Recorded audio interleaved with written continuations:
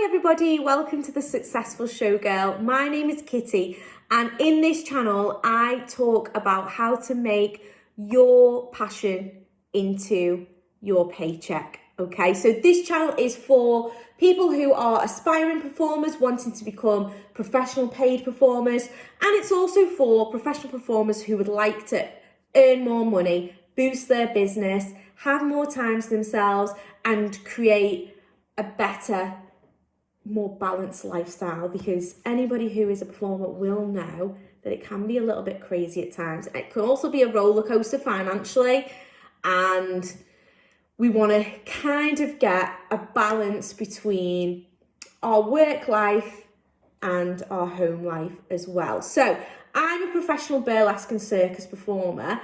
I used to be a professional ballroom dancer, but I switched to burlesque and circus about 10 years ago. So that has been my my main job for the past 10 years. I also, alongside that, have worked as a dance and circus teacher, and I run multiple businesses related to that. I've owned numerous studios, and I also teach instructors. So I train instructors in burlesque and circus arts. Okay, so got a lot of different businesses going on related to performing, but essentially performing and performance related arts pays my bills. That's what it's the only thing I do. It's the only thing I know.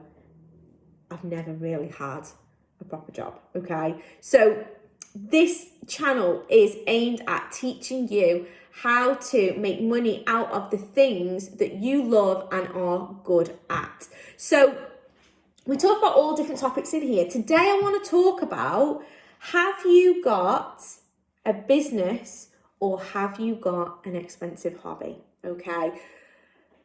What I mean by that is, are you making a profit from your performing, or are you earning money and spending it as fast as you're earning it? Okay, because if that's the case, you have got an expensive hobby and you need to take some steps to start converting it into a business. Okay, so when I started performing 10 years ago, I already had run a dance teaching business for about 12, 14 years. Okay, so I'd had my own studio, I'd worked for other people, but I'd always been, even when working for other people, self-employed. So I'd always had to do my own taxes, I'd always had to keep my own books, I'd always had to do my own income and expenses and all these things, okay? Even from being like super young, from being like 16, I'd had to do all that stuff, okay? So I kind of had a really, really good understanding of making your profits and losses balance, and then obviously increasing your profits so that you can actually live. Yeah. When I first started, when I was 16, obviously I didn't have a clue about that, and I was literally just spending whatever I earned because I had no overheads. I was living at home with my parents, so I didn't have to worry about paying my rent, paying my mortgage, paying like my kids' nursery fees, buying food, paying for bills, council tax, car, fuel, all those things, yeah? All the boring stuff that comes with adulting, I didn't know anything about, okay? So when I was 16, I was earning £25 an hour. I was loving life because I was like rolling in it for that age of person. But obviously, then comes the bills, doesn't it? And that's when I started to get myself into debt. I didn't really know what I was doing. I was spending more than I was earning.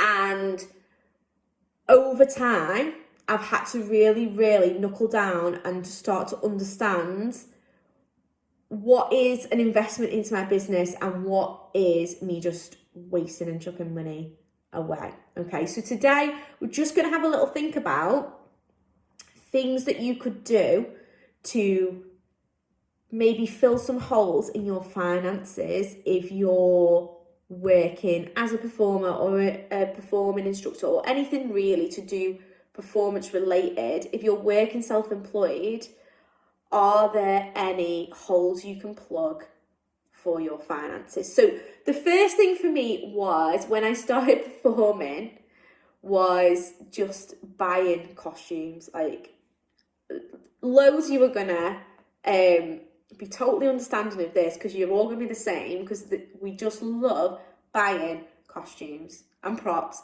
and sparkly stuff, and you have to rein it in, unfortunately. Okay, so when I first started performing, even though I'd had all these years of running a business, and I'd made the mistakes as an instructor, and I'd learned how to like balance my profit and losses and things like that, when I became a performer, I kind of took that out the window, and I was using my money that I was earning from my other businesses to fund my performing, which is fine in the beginning.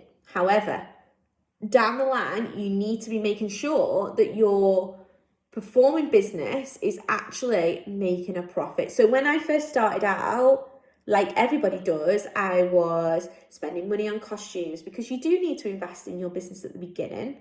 But I was also buying props that I never used, or buying costumes that I never made an act for, or doing gigs for really, really cheap. Like, it was costing me more to get there and to pay and to stay in a hotel than I was making, and things like that, which were big, big mistakes, okay? Maybe for the first 6 months, that worked out, that was a good investment into my business. Like, buying costumes that I actually created acts for is an investment. And as long as I sell those acts and I make money back, then that is an investment into the business. However, if I'm buying costumes and never creating an act with them, or creating an act but never selling it to anybody, then that is not an investment into my business. That's like a poor financial decision, okay? So you need to it's really hard, I know, as a performer, because we've got all these ideas going on, and you want to make like all this act, and you get halfway through an act and then you see something shiny and you want to go and do another one. Finish your acts is going to be my number one advice to you. Create one act and sell it before you create act number 2.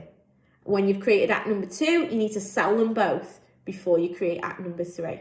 You can get rid of acts when you've had enough of them, but please don't just have loads of half unfinished acts that you don't sell to anybody. Yeah.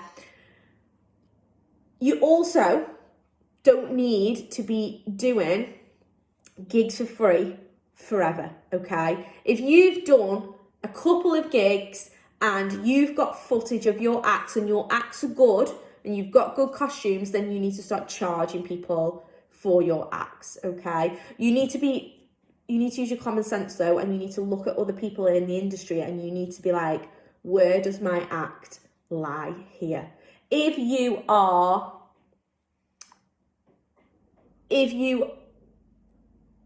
using footage off a mobile phone that has been shot in your lounge to send off to producers in a costume from Primark that you've covered in gems, the likelihood that you're going to get a job that's headliner level, that people who are investing thousands into their costumes and paying for expensive footage and getting expensive professional photos, is small, okay? So you need to work out where you are in the industry. There's nothing wrong with having footage in your living room of you doing your act or rehearsal footage, but you need to understand that you're not going to get the top level job straight away with that level of footage. You need to go in at a lower level, get better footage, and then take a step up. This is like a ladder, okay? You're going up a step each time, okay?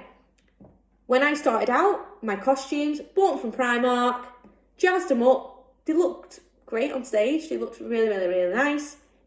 Had some footage in like a pub or in like a maybe working men's clubs or things like that. Off a mobile phone, all right footage, but there's people talking background and things like that. That's fine to send off for your first gigs, okay? But now I work corporate jobs, so I can't send an agent that kind of footage, and I can't wear those kind of costumes because I just won't get the job. I'm asking for that level of money that my costume needs to reflect that, my footage needs to reflect that, my photos that I send need to reflect that. So you really need to do some research about where you are in the industry so that you can figure out what you should be charging, okay? Once you start earning a little bit of money from your shows, don't go mad with it. Reinvest it back into your costumes, or reinvest it back into your footage, or reinvest it back into your photos, okay? Don't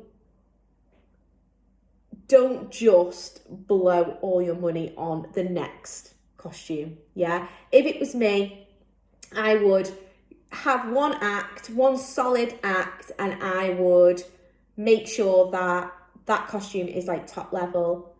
And I would start, whenever I get to sell it, I would like be reinvesting back into that until it's spot on, it's the level that I want it at, and then I'm going to make a second act. And I'm going to start off with using a little bit of money that I've been earning from that act, and then again, gradually, incrementally make that costume better, or make my footage better, or make my photos better.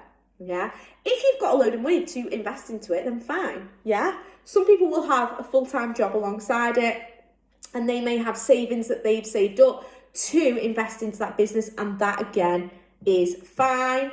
But you really want to be making sure that the money that you're investing, you are eventually getting back over time. You're not going to buy £1,000 costume and get that money back immediately, but over a few gigs, you should be making that money back. I bought a martini glass, 8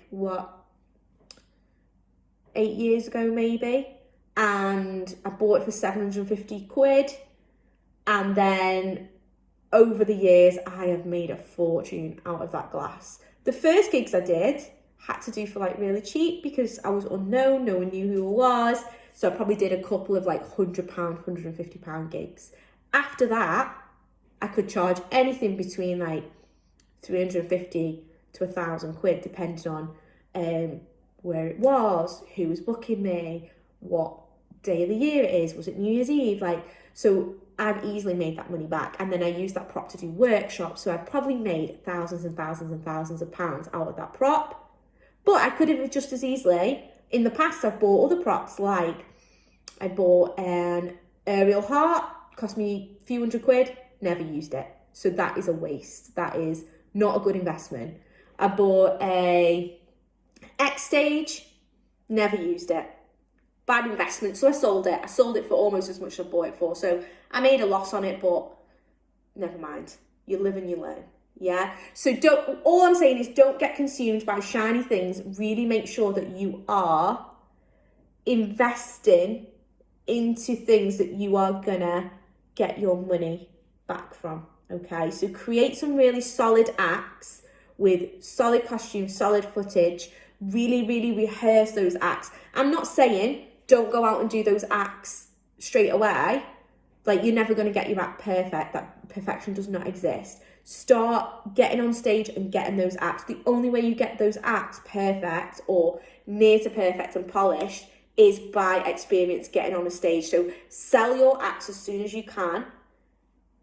Get on stage, keep going, keep incrementally increasing your prices, improving your costumes, improving your footage, improving your promo pics as well. All right, these are really, really important things. Also, make sure that you're looking at what it's costing you in travel to get to places.